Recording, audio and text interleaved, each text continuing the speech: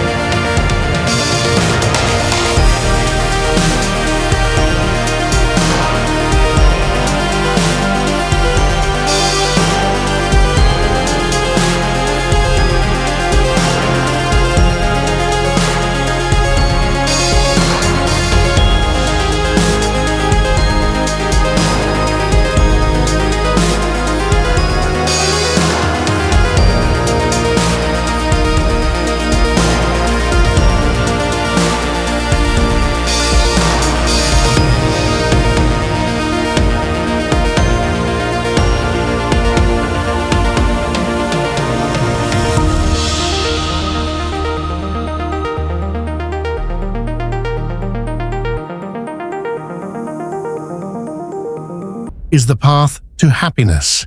That is a lie. If you follow your reins, emotions, without a driver, intellect, you will go wherever the horses pull you. You don't need more motivation. You need to wake up the driver. This isn't a modern psychological theory. This is the Ratha Kalpana, the chariot metaphor from the Bhagavad Gita. On the battlefield of Kurukshetra, before a single arrow was fired, Krishna sat as the charioteer for Arjuna. Arjuna was the passenger, the soul. He was the one who wanted to win, but he was paralyzed. Why? Because his horse's senses were overwhelmed by the sight of the enemy, and his reins, emotions, were screaming in grief. Krishna's entire lesson in the Gita was about one thing: training the driver. Krishna explains that the man who lets his senses run wild is like a boat tossed by a storm at sea. He has no peace, no focus, and no power. But the man who restrains the horses with the reins of the mind, guided by a steady intellect, that man becomes a master of reality. This is the origin of the dopamine detox. This is the origin of mindfulness. It is the art of reclaiming the reins. So, how do you wake up the driver? How do you take back the wheel?